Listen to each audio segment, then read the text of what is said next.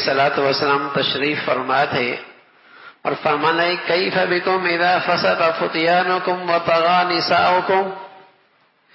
اس وقت تمہارا کیا حال ہوگا جب تمہارے نوجوان سرکش ہو جائیں گے اور تمہاری عورتیں شرم و حیا کی ساری حدیں پھلانگ جائیں گی۔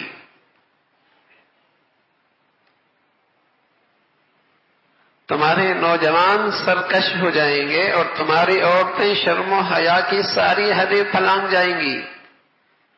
کہنے لگے ان ذالک لکان یا رسول اللہ، یا رسول اللہ مسلمان معاشرے میں ایسا بھی ہوگا؟ آپ نے فرمایا نعم اشد منہ، معاملہ اس سے بھی آگے ہوگا۔ اور پھر فرمایا کیف بکم اذ لا تأمرون بالمعروف ولا تنہون عن المنکر، جب تم نیکی کی طرف نہیں بلاؤ گے اور برائی سے نہیں روکو گے۔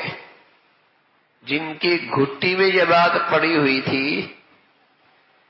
جن کا اوڑھنا بچھونا ہی یہ ذمہ داری تھی، حیرت زدہ ہو گئے، کہنے لگے ان ذالک لکان یا رسول اللہ، اے اللہ کے رسول مسلمانوں پہ ایسے حالات بھی آئیں گے کہ وہ اچھائی کی طرف نہ بلائیں اور برائی سے نہ روکیں۔ فرمایا نعم اشد منہ، معاملہ اس سے بھی سنگین ہوگا۔ پھر آپ علیہ الصلوۃ والسلام نے فرمایا کیف بکم، اس وقت تمہارا کیا حال ہوگا اذ تأمرون بالمنکر وتنہون عن المعروف، جب تم برائی کی طرف بلاؤ گے اور اچھائی سے روکو گے۔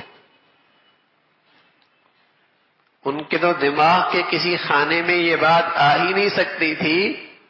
کہ مسلمان کہلانے والا بھی برائی کی طرف بلائے اور نیکی کے راستے میں رکاوٹ بن جائے۔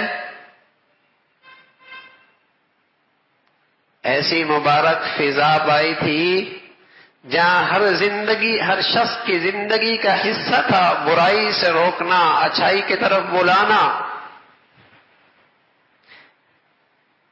جب انہوں نے یہ سنا کہ مسلمان معاشرے سے بھی ایسے لوگ اٹھیں گے جو برائی کی طرف بلائیں گے اور اچھائی سے روکیں گے، اللہ کے حبیب صلی اللہ علیہ وسلم تو اپنی نبوت کی آنکھ سے دیکھ رہے تھے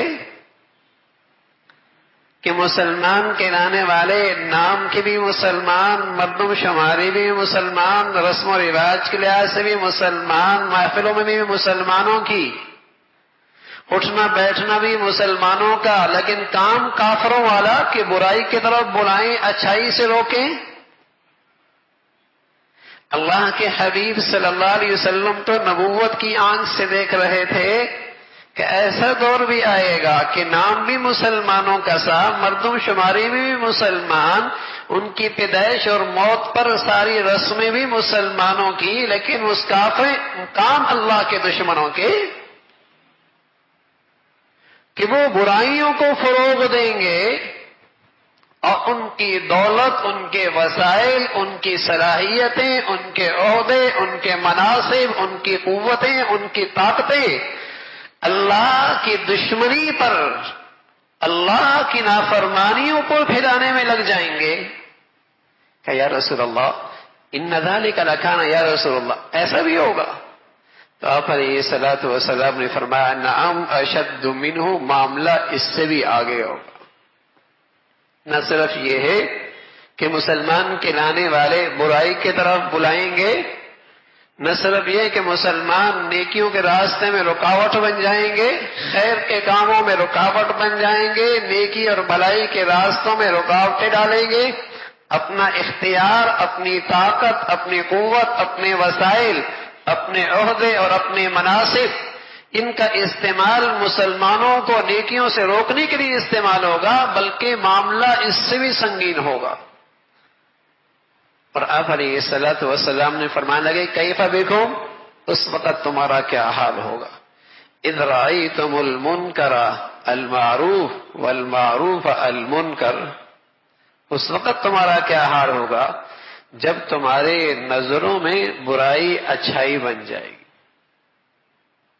جب تمہارے نظروں میں برائی اچھائی بن جائے گی، گناہ نیکی بن جائے گی، گناہ ترقی کی چیز بن جائے گی، گناہ اسٹیٹس بن جائے گا، گناہ خوشی کا باعث بن جائے گی، گناہ تمہارے شادیوں بیاہ کے اندر تمہارے لیے جسے کہیں کہ انجوائے اور خوشی کا موقع فراہم کرنے کی چیز بن جائے گی۔ جب گناہ ہو تو تم زندگی میں لذت لینے لگ جاؤ گے۔ کیف بکم اذ رأیتم المنکر المعروف، جب گناہ تمہارے نظروں میں اچھائیاں بن جائیں، والمعروف المنکر، اور معروف منکر بن جائیں اور گناہ نیکیاں بن جائیں، گناہ نیکیاں بن جائیں اور نیکیاں گناہ بن جائیں، یہ معاملہ بھی آئے گا۔ اور میرے عزیزو، یہ وہ سطح ہے معاشرے کی جہاں ایمان بھی سلب ہونے لگتا ہے، جہاں ایمان بھی سلب ہونے لگتا ہے۔ اور میرے عزیزو، اس کا آغاز کسی گھرانے میں، اس کا آغاز کسی خاندان میں، اس کا آغاز کسی معاشرے میں اس وقت ہوتا ہے جب وہاں امر بالمعروف اور نہی عن المنکر کا فریضہ چھوٹ جائے۔